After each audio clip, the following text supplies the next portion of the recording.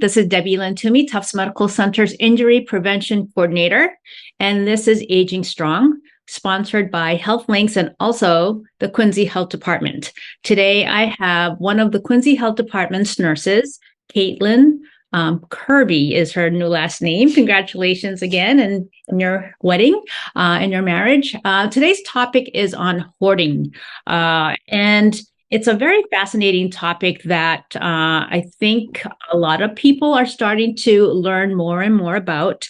And today, Caitlin's going to shed some really important light on how it impacts our overall health and well-being. So, Caitlin, welcome.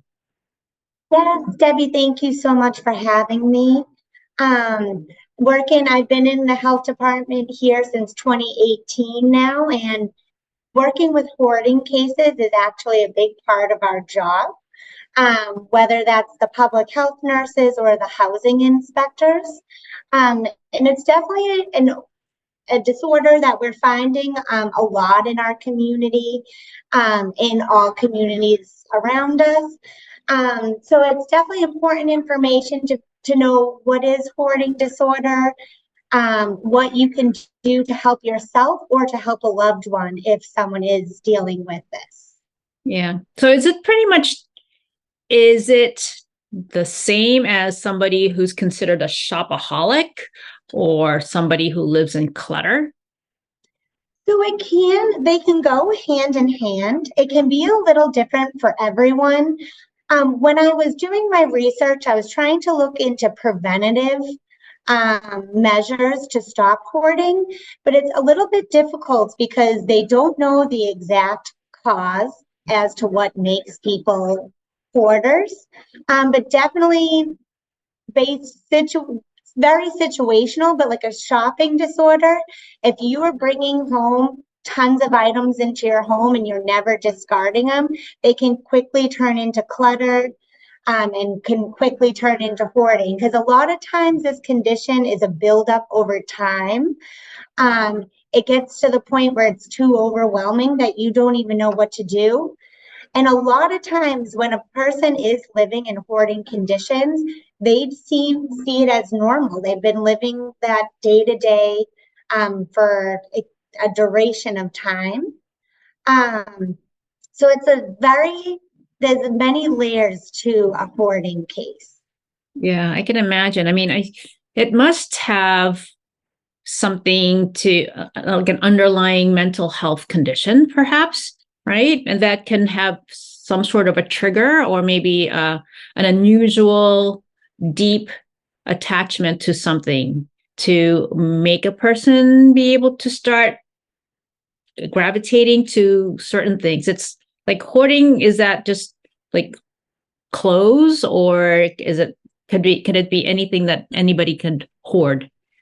It can be anything. You can hoard anything. So situations we've seen here, like there can be animal hoarding where you are hoarding cats or dogs. Ultimately, that's a very high risk, and I will go into that a little bit later. It can be hoarding of objects. So whether I've seen people have, they never throw their trash out, they never get rid of expired food items. And it can also just be like a hoarding, of course, like a shopping addiction. If you're hoarding clothes, you can have piles and piles of clothes to the point where it's really to the point where you can't use that room. So if that's your living room and that's your sofa, you can't even sit down on the sofa. And sometimes you can't even walk to that sofa due to the piles of clutter and buildup around. Right. Wow, that's amazing. I mean, I've seen shows on TV where they go into a person's home, and of course with the person's permission. And of course on television, they'll show you the most extreme cases, right? To really emphasize the fact that this is a bad problem. Now, are all hoarding situations extreme that, people are laying on piles and piles of clothes and they have different types of food, unopened or expired food, and that they only have one little spot to maybe sit at in their home? Is it always like that, or are there like a spectrum? So there's definitely a spectrum. We have gone into homes where it really is only that one spot where that person sleeps on the floor. We've gone into some homes where the clutter, it definitely goes into if there's unsanitary conditions as well. So if their plumbing doesn't work, unfortunately, we've seen cases where they will urinate in jugs of water and they'll just leave them around their house and let them build up. So it really depends. There's a large spectrum. And what I've been noticing, especially after the pandemic, is some of these homes we're going into now are a little bit worse. Because if you think of it, that whole year of the pandemic, people weren't visiting each other. You weren't going into anybody else's home.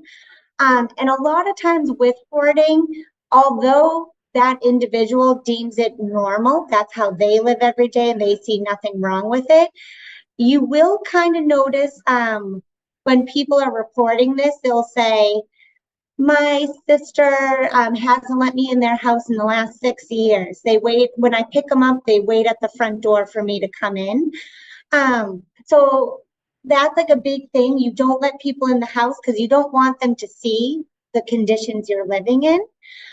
So definitely after the pandemic, because people weren't leaving the houses, you were getting a lot of packages, but you were never really leaving the home. So that buildup of clutter and cardboard and all of that really made a difference and really build up in people's homes. So we're kind of starting to see that right now with some of these homes we're going into. I can imagine. I mean, the COVID pandemic really hit us in so many different levels, as far as safety goes, the ability to get objects or food. There was a lot of lack of resources, and there was a lot of people saying, oh, depending on who you listen to, there was a lot of people who are saying, oh, it's almost the end of the world. Things, you better start getting your things now, your canned goods, your coffee, your toilet paper, because it's going to run out. So there was a lot of that sense of urgency and fear and panic. So I can imagine those type of attitudes and mentality did not help people who were already in a state of fragility mentally, who can just kind of soak in that type of information 24/7, especially if they're watching the news or listening to the news all the time. Yes, yeah. So it's definitely, we're starting to see that a lot. And a lot of times, as a public health nurse, I'm typically involved with these cases if it's an elder at risk or a child at risk. So that's either under 18 years old or if they're above 60 years old.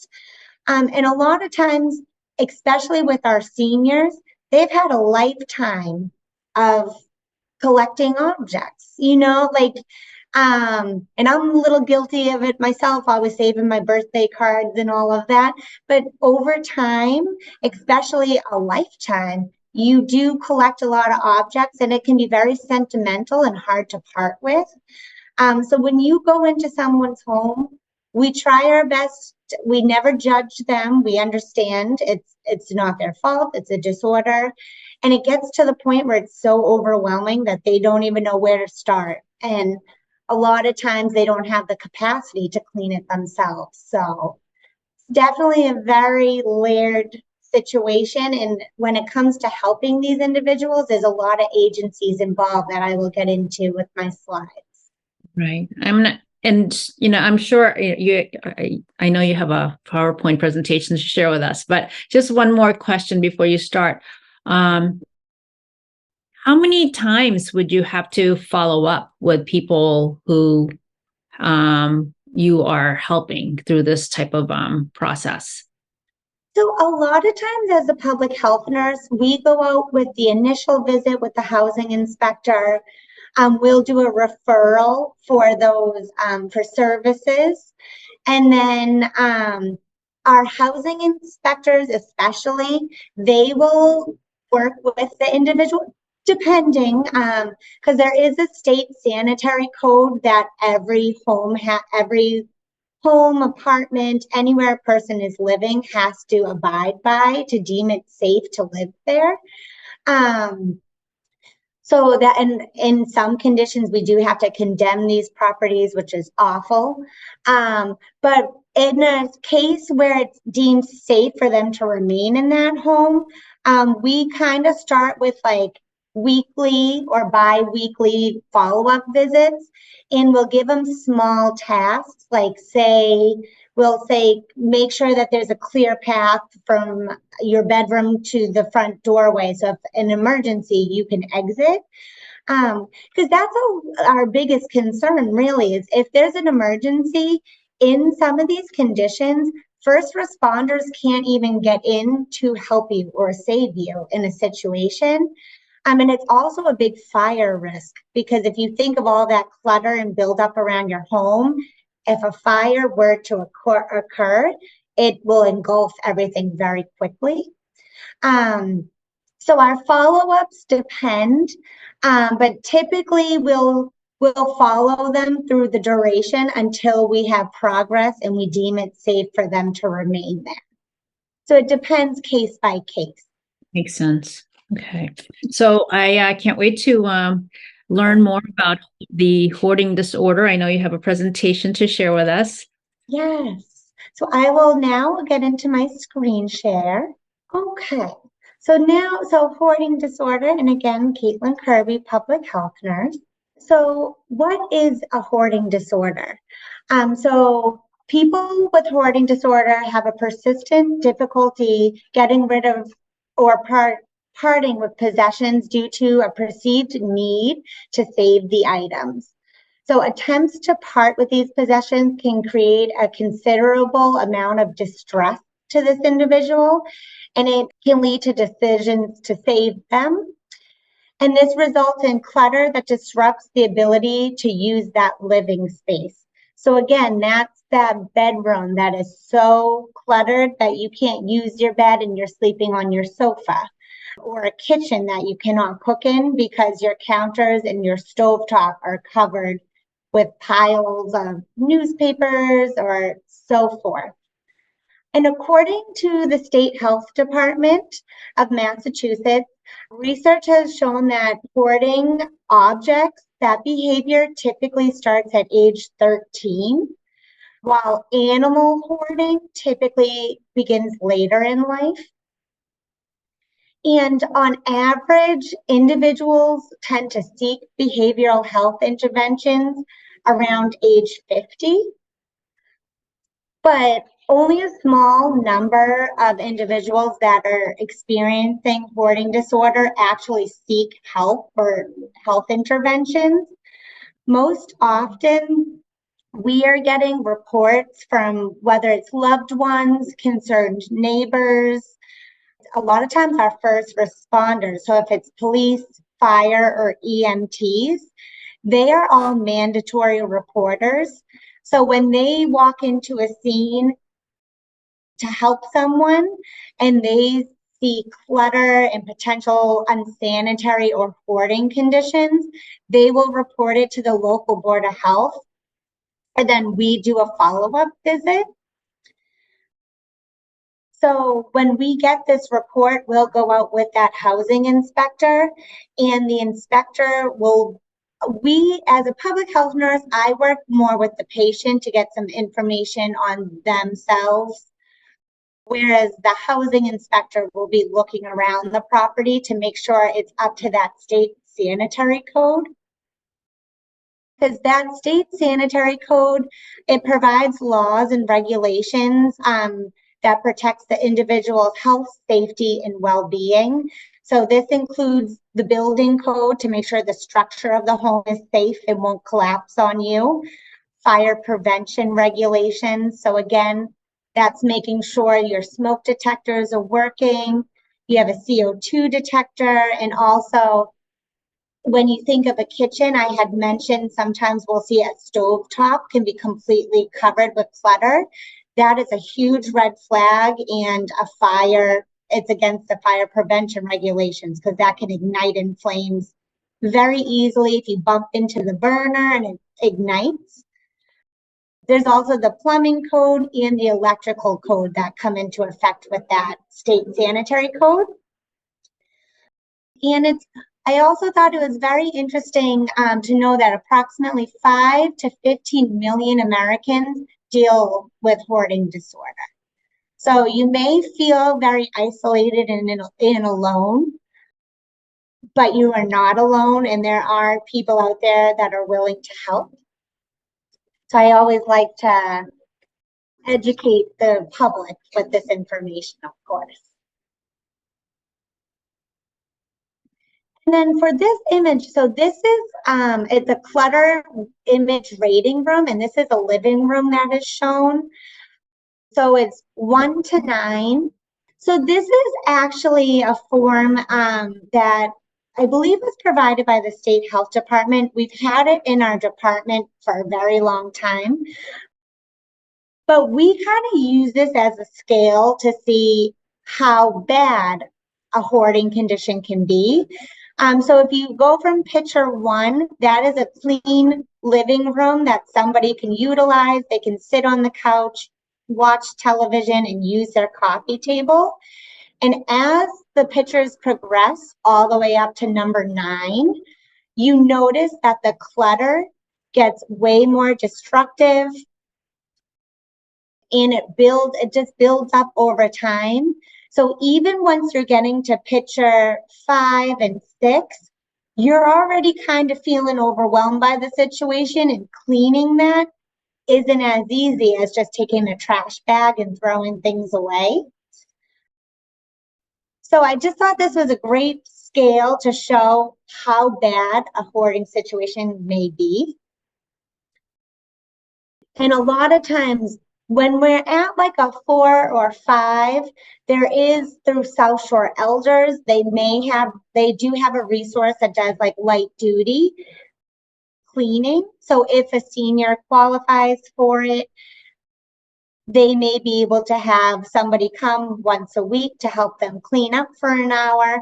So if you're at picture 4 or 5, that would be helpful for you to help. You can assist them clean, and they can bring garbage out for you.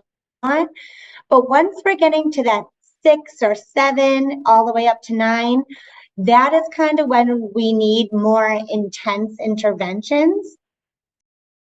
There are many companies out there that do removal of clutter and cleanup of hoarding cases.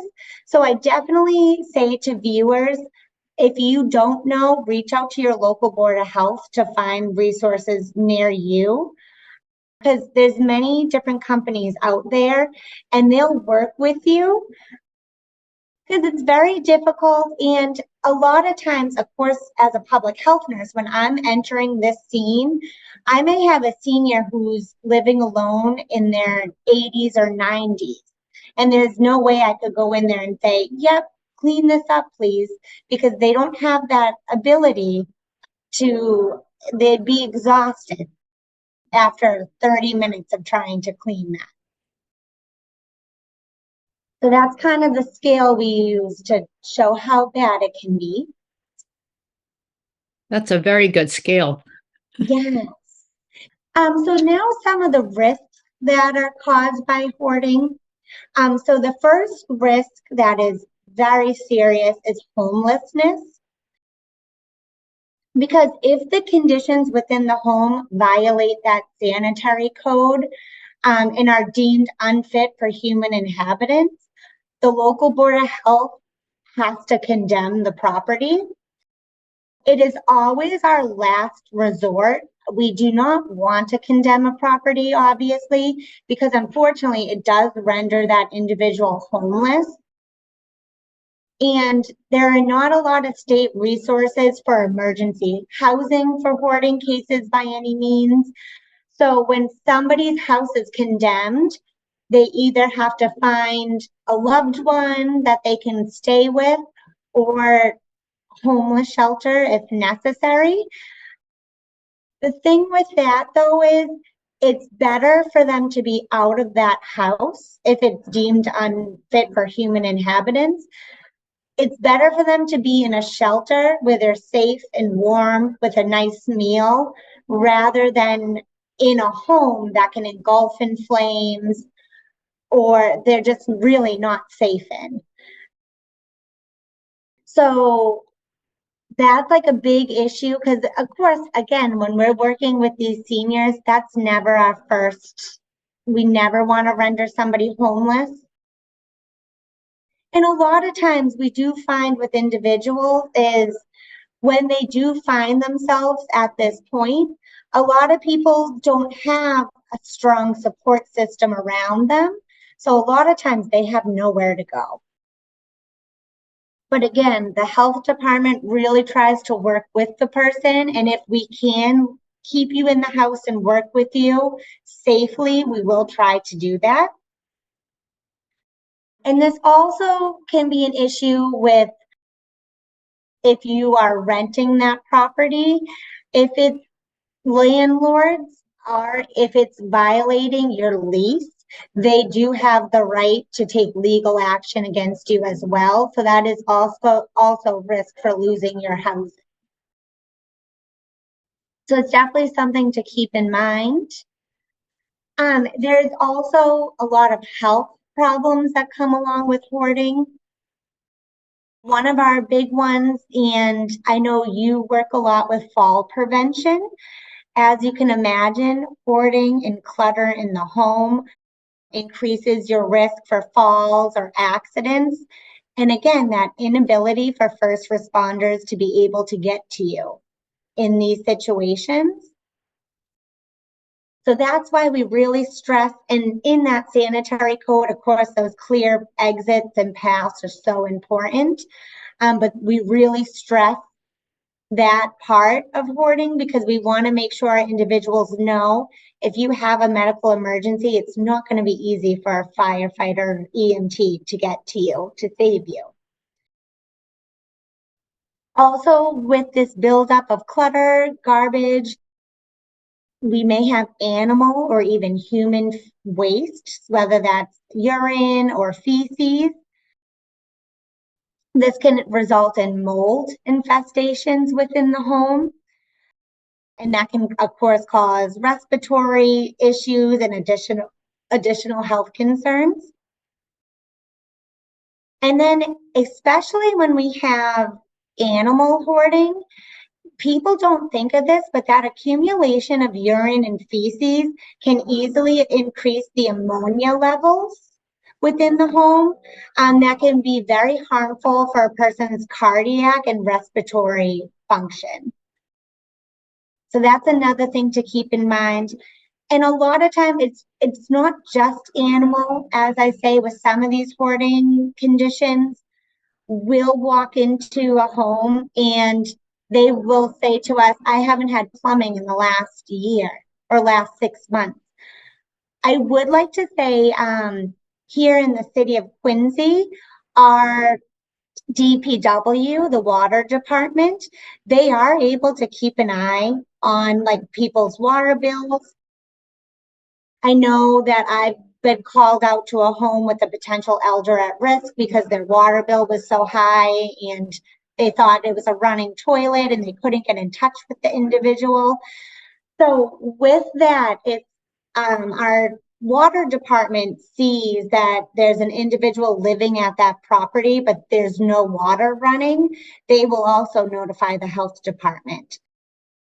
So these cases, although it's mostly by loved ones or first responders, they can also come from other city departments or anybody really who is concerned for that individual.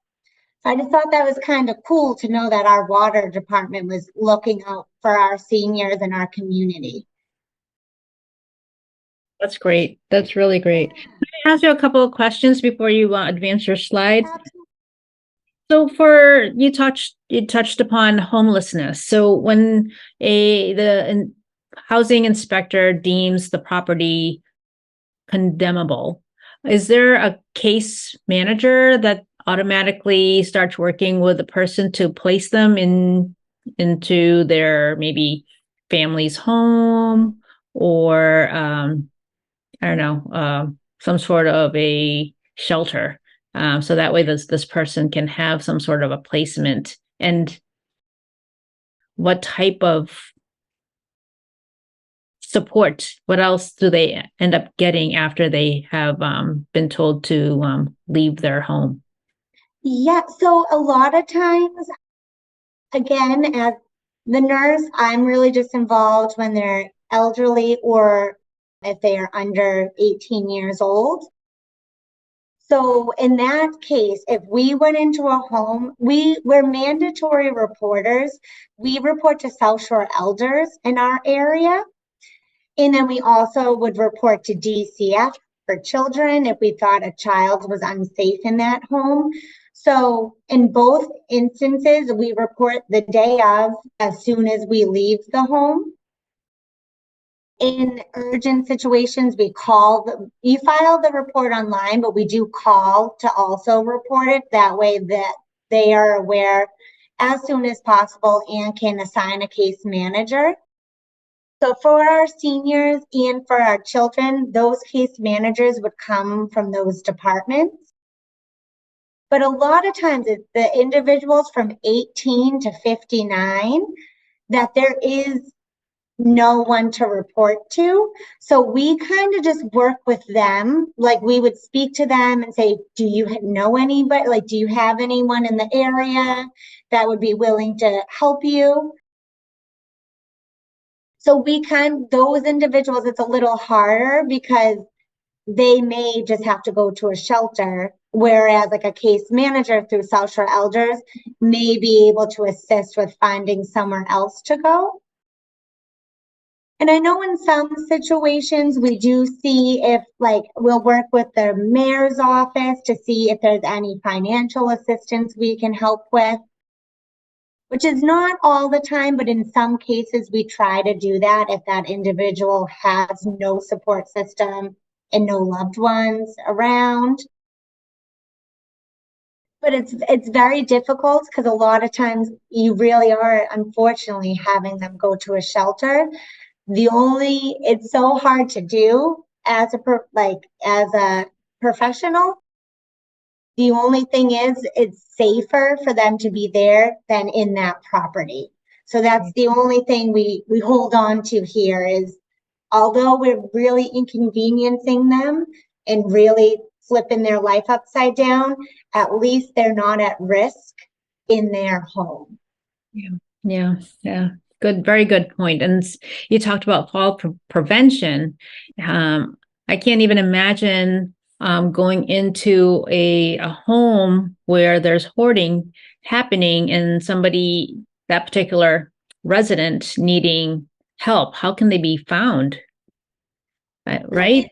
Yeah. So it depends. Like we always advocate. That's one of our questions when we walk in. Do you have a way to call for help? A lot of times with our seniors, I'll be told they have a cell phone, but they don't keep it on them and it's often dead. The battery's dead on it. So unfortunately, we've seen people may have fallen and 2 days later, they haven't collected their mail and the mailman calls for a wellness check. I've also had a lot of cases who, if they're in an apartment building or so forth, they'll just yell until somebody hears them. But it's devastating. And that is what that does to their mental health, to their confidence. It's very difficult. But that's one of the things, especially with our seniors, is when we go into this and when we collaborate with South Shore Elders, even though we advocate for those life alerts, because we say, if you fall, we want to make sure you have the ability to call for help. Yeah, very good. Thank you. Of course.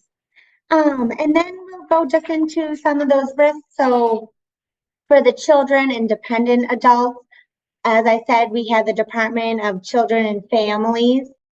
They have the right to remove the children from the property if they deem it poses a risk to the child's health and safety. And then for dependent adults, the Disabled Persons Protection Commission may also take action on behalf of that individual. And then for our animal safety, so if you think when we're talking about hoarding with animals, we may see, I don't know the exact code in Massachusetts about how many like cats you can have, for example. So I don't want to say an exact number.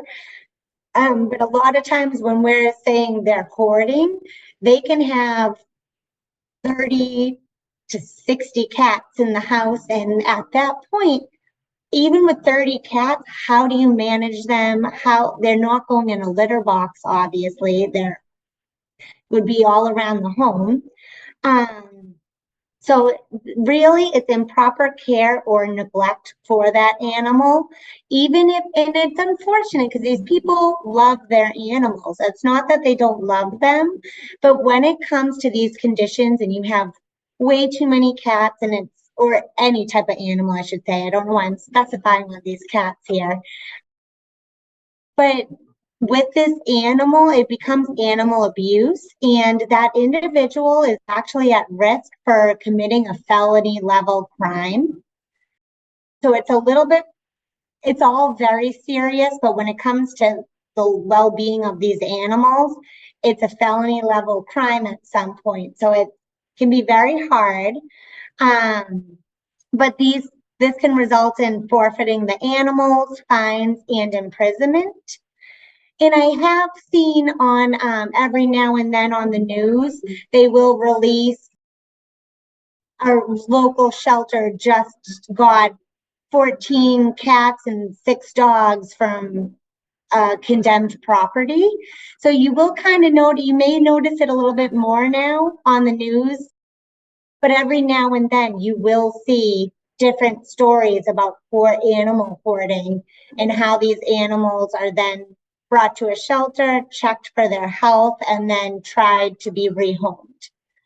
So that's one good thing, but it's very unfortunate because that individual who was hoarding, it's not that they don't love the animals, it's just they cannot safely take care of them.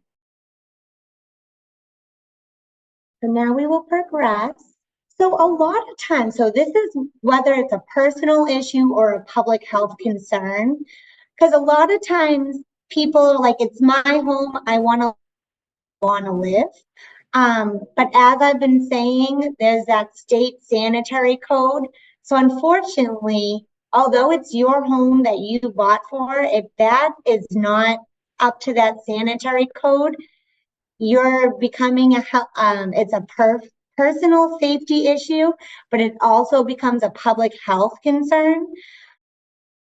It's when it extends or poses a health and safety risk to others, including those animals or children. We see this a lot in apartment buildings, especially, or condos where you share a wall with other individuals. Because if you have hoarding in one apartment, they may have mice, they may have, God forbid, cockroaches, and those can extend into other people's units. So that's another, landlords will often call us and say, we're having a major mouse issue on this floor. We think it's coming from this apartment. And people don't understand that, like, it's my apartment, I want to live this way, but you are posing a health risk to everybody around you. And I know I keep mentioning the fire risk, but it's so important because with that concern, if you live in an apartment, a lot of times, not a lot of times, but several cases we've gone to for hoarding, they're also smokers. So they don't see that risk, but I'm like, if you fall asleep with a cigarette in your mouth and your bedroom goes in flames, you could burn down this whole apartment, and that can affect everybody in that unit, like the whole building. So it really is not just yourself, it's those around you as well. And then so the local board of health, fire departments, and building departments, we all have to act together. I want to mention, so when we get these reports, as the health department, when we will try to go out and just unfortunately knock on the door. It's not that we want to blindside people, but it's more if we go there and they're able to see who we are, and we can give them our credentials, they're maybe more willing to let us in and talk to us rather than a person just calling them on the phone. Because as we all know today with phone calls, you never quite know who's on the other side of the phone, so you don't like to give out your personal information. And I always advocate to not give out your personal information unless you know who that person really is. But a lot of times there will be people that deny us entry. Or if the fire department is on scene, so they responded to a case and it was very severe, they'll call us and we'll go right to them. Even at 9 o'clock at night, our housing inspectors are on call and they will drive to a scene to work with those first responders. But the thing is, if that individual is brought out, so if the fire and police go there and that individual leaves the home and goes to the hospital, if we show up, we can't enter that home without that person's permission. A lot of times landlords will say to us, oh, I give you permission to go in, which doesn't work. The tenant who actually lives there has to be the one who allows us to go in against, or else it's against the law, obviously. So a lot of times if we do not, because we may not be able to grant access into all of these homes, so it sometimes can fall on that fire department or the building department, although I think the building department's regulations are similar to ours because they're not first responders. But we really need that permission. But the fire department does also have the ability to condemn if they see the fire, those smoke detectors and all of that are not working. And then I mentioned this earlier, but landlords, they can also take that legal action if it violates the lease or poses a risk to the surrounding neighbor. But it's just very important to know, like, we're all trying to help you. And it's very hard because you just want to go about living your life and you're fine and you've been getting by day to day. So these entities coming in, the health department, fire department, building, it's very overwhelming, but we're trying our best to work with you and make sure you're safe and those around you are safe.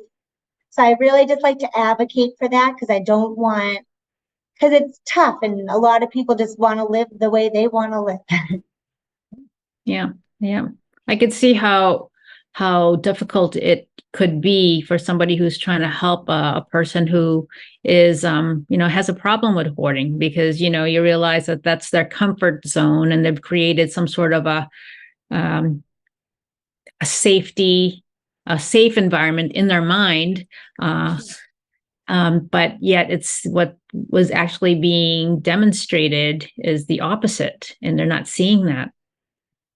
Yes. And a lot of times, so that's why when we come off the bat with that initial, we try our best to work with them and introduce ourselves and start a rapport with that person because it's very overwhelming. You're changing their whole life by addressing an issue. And a lot of times some people do see the issue and they just don't even know where to start or who to reach out to or what to do. So that's why I always think this education to the general public is so important. Because although we don't know exact ways to prevent it, it kind of just gives you a leg up to know what to do if you are experiencing it. Or again, if your loved one or neighbor, you know who to reach out to get the ball rolling and start help. Thank you. And for this next portion, this would be the different organizations involved in the care. So we would have course, the local Board of Health, so myself and the housing inspector. We have housing providers. So a lot of times here in Quincy, we have the Quincy Housing Authority that manage a lot of our surrounding buildings and senior homes. So they will reach out to us if they deem it necessary. We also have the court system.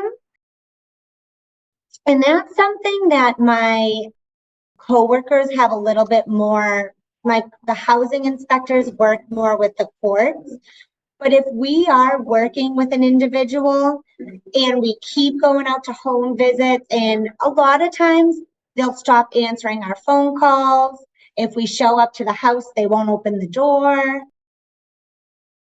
Because a lot of people deal with, it's tough, but you kind of avoid. If you avoid the issue, you think it will go away.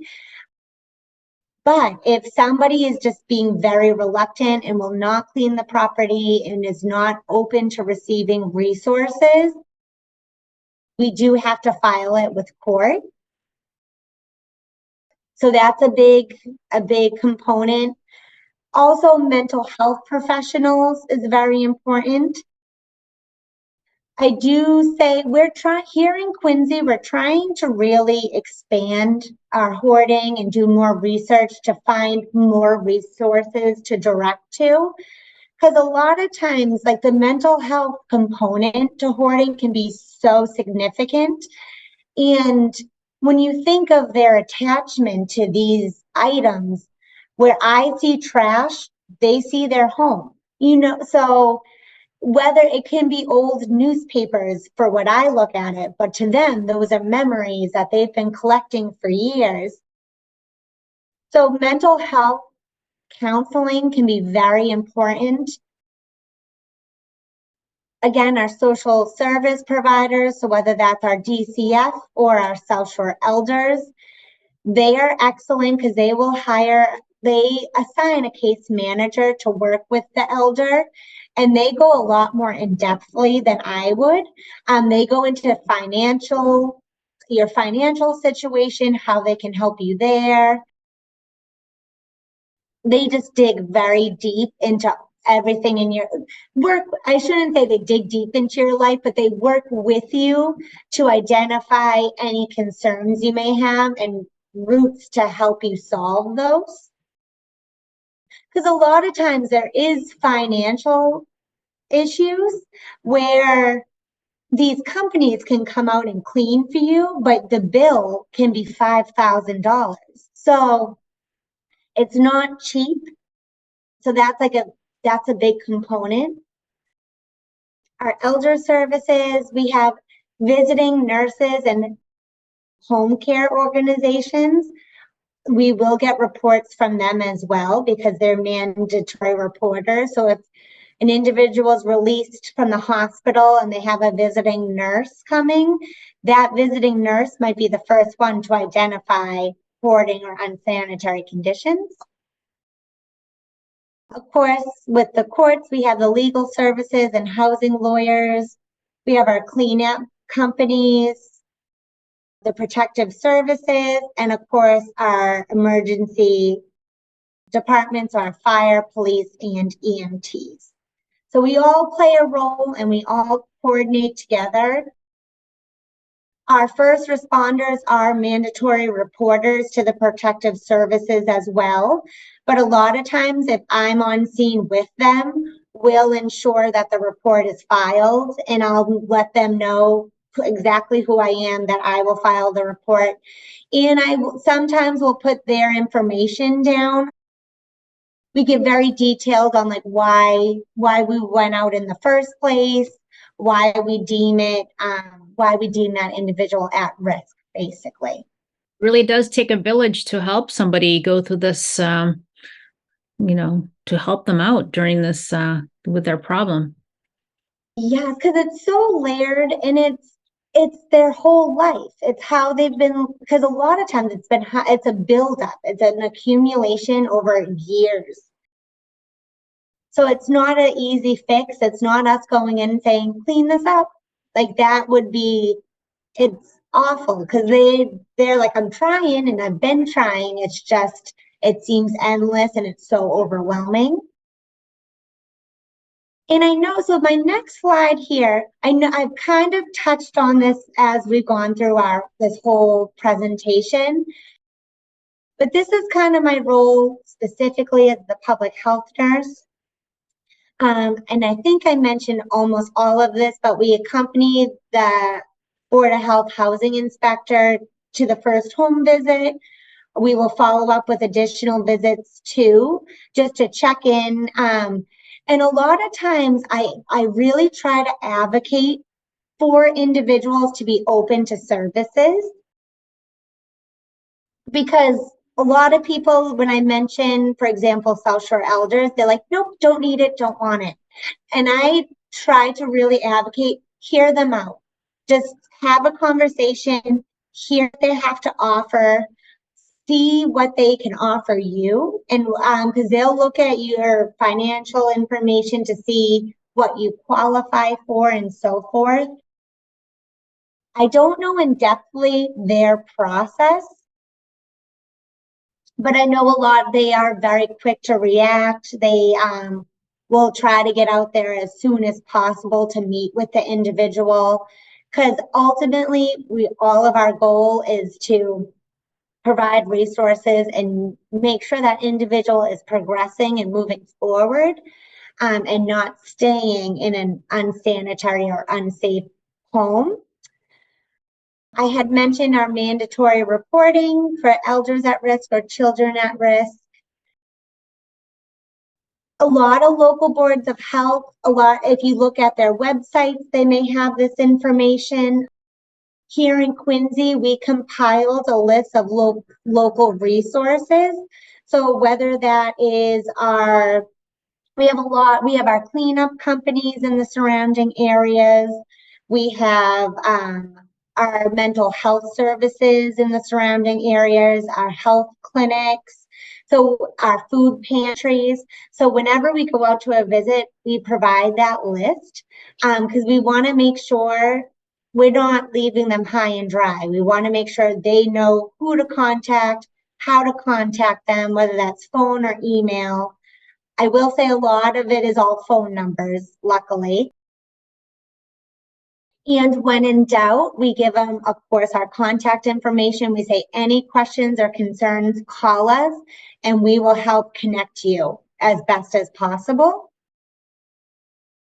And again, we continue to do those follow-up visits until the housing inspectors deems it safe for inhabitants. And a lot of times when we do those referrals for the elder at risk or the child at risk, those entities take over the case, because then they kind of have a case manager. They have somebody following up with them, which is very important. Even, for example, I had an individual who wasn't really hoarding situations. It was more clutter in the home, but they were elderly and lived alone and did not have family in the area. So we were very concerned for the well-being, very concerned for the fall risk. Oftentimes when I would visit, the person would sometimes have the cane, sometimes they'd forget it up the stairs or in the basement or so forth.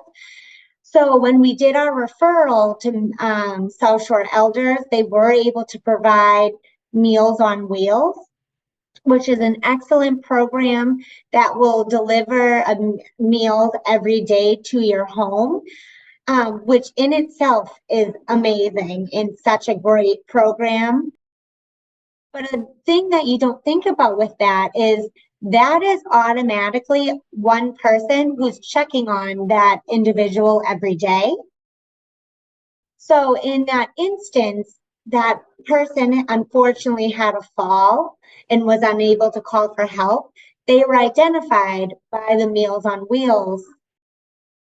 I don't know, I think they might be just volunteers, but because the individual didn't come to the door, they knew that person came to the door every single day to say hello. So they knew to call first responders for a wellness check. So A lot of these services and entities, they have multiple purposes. It's not just a nice warm meal, it's also a friendly face saying hello to you every day and checking in, which is a lot of times what people need. Especially if you don't have people near you that you can easily talk to. And so I always love to advocate for those services. That's great. That's really great. So, how to help individuals who hoard? So, I've been going through this as we've gone along. But if you yourself are struggling or a loved one is struggling and you don't know where to start, reach out to your local board of health. We can do a wellness check, or if you think it's severe, you can always call. I definitely say call the police. If you haven't heard from them for a couple days, the police is probably your first stop to go to. Although if you call the local board of health with that report, we would probably just call the police and go out with them together. Because the community police work very closely with us with these cases. The behavioral health interventions. So reach out to your local board of health for different resources in your community. There is on Mass Housing, I have the link in my next slide. There are different support groups that you can reach out to see if they're offering any support groups around you. And that can be support groups for the individuals who is experiencing it, or their loved ones or neighbors or whoever is concerned. Again, the assisting with the cleanup and organization, it's a very delicate process. Again, because we see clutter, those are their items, and we don't know what's meaningful to them and what can be discarded. So on mass.gov and on masshousing.com, there are resources, and you can put in your zip code to see what's local to you. And a lot of times they'll work with that individual and have them with them as they're doing the cleaning. So you don't feel like it's just random people going into your home and throwing out all your stuff. Because it can be very distressful, obviously. And again, this is an ongoing issue. So ongoing support and prevention of reoccurrence is very important. So again, those support groups and assistance from local resources is very important. And I just have my one last slide here. I'll just click the 9. Yep, we see it. Yep. Awesome. Okay. So right here, these again are useful if you are hoarding or if you are caring for someone. So it's mass.gov/hoarding. So that's the Massachusetts website, or masshousing.com. And then also on psychiatry.org, I got a lot of great information for my presentation. So there's a ton of research out there on the internet that you can look into. But contact that local board of health and see where to start if you feel you are suffering from hoarding disorder. When do people who have problems with hoarding, do they have some sort of a profile? How can people know if that particular person was outside of their home, if they had some sort of a hoarding personality? Can you profile? To be honest, you do not know. When I first started here, the previous nurse, of course, had a lot of experience with hoarding cases through her career here. And she had been telling me that there was an individual that she knew professionally who was always the cleanest dressed, most presentable person. And then years later, they got a call and they had to respond to the person's home, and it was hoarded. So really, you don't know. You have no idea what people live in. A lot of people, they know how to cover it. A lot of times, like when hoarding cases, if like their bathroom will be completely hoarded to the point where they can't take a shower. They may go to a gym and shower, or they find ways So really, there is no profile. You can kind of, sometimes you can see through, if you look at a window and you can see it's hoarded. You'll see like boxes and piles of clutter built up to those windows. But it's looking at a person in the general public, you could never know. And sometimes like if they could be a little disheveled in their clothing, but there really is no profile because a lot of people can completely hide this. And I had mentioned earlier, but a lot of times when people call me to report this, they say, yeah, I pick them up every Sunday for church, but I haven't been in their house for 5 years. They wait at the front door for me to pick them up. So although it's normal for them, they understand it can be concerning for others. So they can be very good to hide it. So Wow. it's very important not to judge and to just work with them. And it is a disorder. So it really is just getting them the help they need. Yeah, very good point. Very good point. Is there one bit of information that you want us to really come away with? You said, no judgment. It's a disorder. It takes a village to really support somebody like this. But is there one particular thing that you want us to come away with so that when we do come across something or somebody who are potentially, fits the bill, what can we do? So the biggest thing I would like to take away is if you find a situation like that, call the local board of health. That's like the biggest thing. That's probably my first place I would start. Tell us what's going on, and we will, whether we think the police need to be involved, we can refer you or we'll go out with the police. And for another takeaway for individuals who may be watching this, who may experience it themselves, just please know you're not alone. And although it can be very frightening, of course, nobody wants to be homeless. Everybody wants to stay in their home. But you really want to be safe, and we want to be able to provide all the resources to deem your home safe to live in, because that's ultimately the goal, is to have a safe, healthy life. Yeah. Thank you so much. Thank you. What a very informative hour. Thank you so much, Caitlin from the Quincy Health Department. I want to thank you for being here, and I would love to have you come back again to talk about another topic, because I know you have many different topics out there that's really important for us, the older adults, to learn about. Absolutely. Thank you so much for having me. Oh, thank you. And I also want to thank the Quincy Health Department for sponsoring Aging Strong. So everybody, until next time, be well and keep safe. Take care. Bye-bye. Thank you.